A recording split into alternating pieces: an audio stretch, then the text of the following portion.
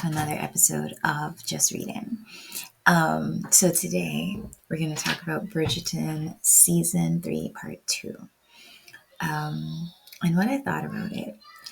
So, of course, it dropped last week. So everybody that's a fan of the show, I'm sure, has had a chance, or probably very nearly had a chance to see um, the last 4 episodes. Um, it was okay. Out of all the seasons so far, it's not my favorite. Um, I don't know what it is. I don't know. I think perhaps it's a combination of things, right? So it's a combination of the fact that we had to wait, 2 years or approximately 2 years, maybe a little bit under, but pretty close for the season. Then when it was released, they broke it into 2 parts. Um, I don't know. So part one was okay, right? There were things I really enjoyed about it, and I was like really looking forward to part two. I was like, okay, I can psych myself up into watching, enjoying it, whatever. And then, part two comes on, and I'm just like, all right, here we go. Culmination, finale. Let's see how it plays. Everything plays out and comes together. So I'm going to focus on the positives. I like to focus on positives because there's always, an upside. I think, in my opinion, that, we can always find an upside in situations, sometimes it's hard, but so Colin and Penelope finally do get together. The Featheringtons seem to have solidified their position in society, sans the dad and his terrible business choices. I liked that aspect. I know they are not the major family, they're not the Bridgertons, but I really like the Featheringtons' mom's strength of will. She and she says it in this episode, and I was really like, the other seasons they make her come off as silly, frivolous, and to be fair, in that time, because of the options that women had available to them, it was, you were protected or shielded by your husband, and but also you could be put in detriment by your husband, as proven with their family, because after his passing and all the debts he had incurred. Um, so she understands that in the society they live in, women need the protection of the husband. And she just wants to make sure her girls, because she has all girls, they don't have a male heir. And even when she was telling the older two, like, it's time for you guys to like start having kids, like, I mean, yes, it was because the solicitor was like breathing down her neck and they were about to take her title. And they found proof that she was in league with the cousin that she had set up in season 2. And so she was just like, yeah, we have to like get a move on. Then when she realizes that Penelope, she never thought that any of her girls were going to have like such great matches.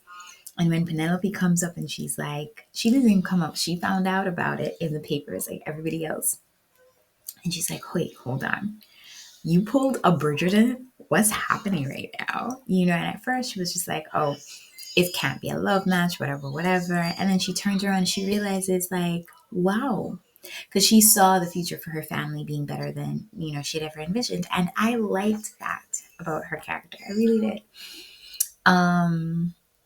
I love that Eloise came back around to Penelope. In a sense, I really felt it for Cressida. I think The way they wrote Cressida's story this season, it really made me have empathy for her situation. I mean, she still kind of went about things a bit like, but she couldn't do anything else. Like, she didn't want to marry a guy that was like her great great grandfather's age. She didn't want to go to the country. Her father threatened or did take her dowry away. Like, she was penniless. So now her whole future has shifted and changed. Like, she's no longer a part of like the upper echelon, the upper elites. That's hard for someone who that was her whole personality, and it was the personality cultivated by her parents. Like, what? Oh man. Colin was okay.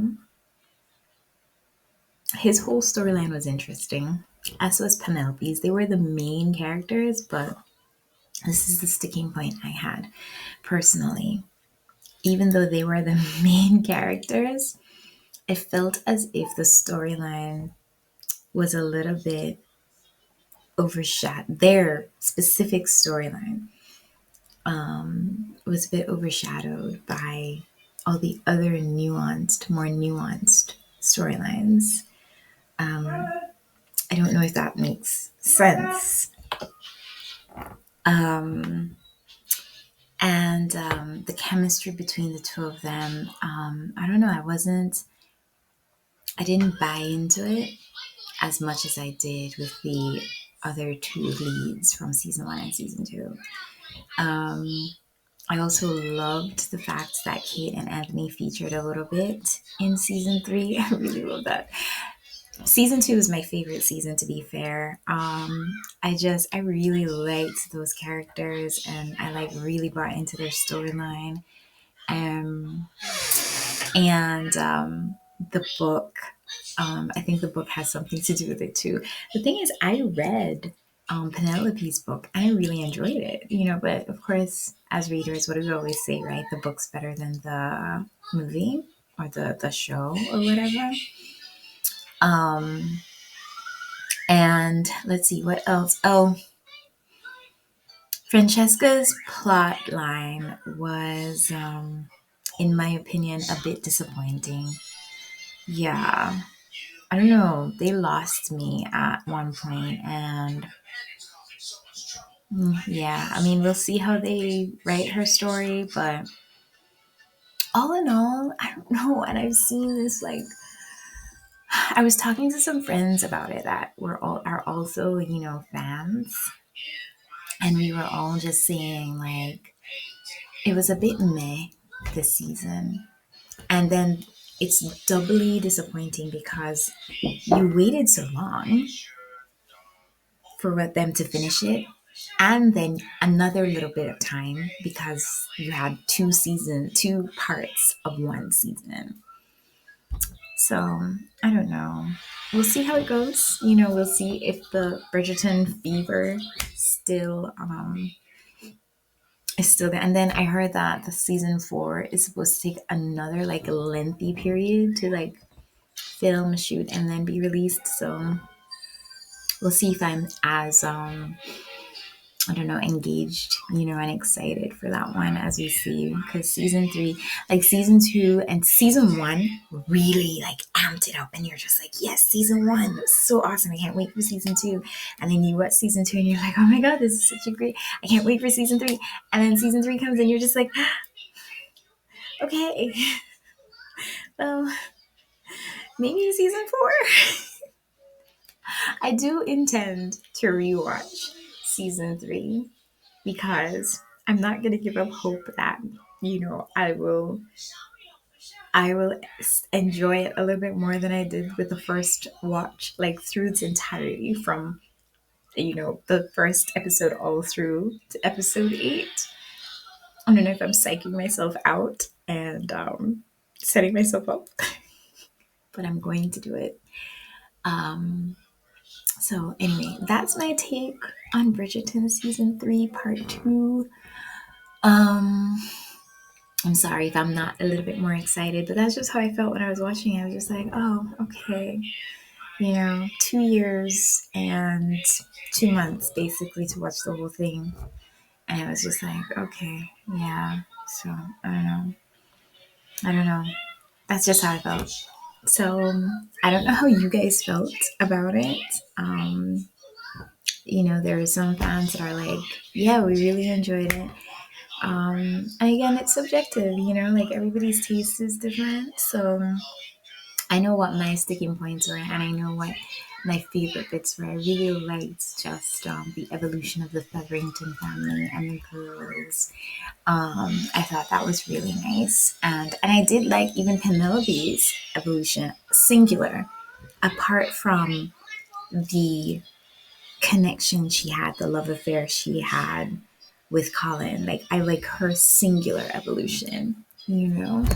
Um, Benedict's storyline was confusing a little. I didn't understand.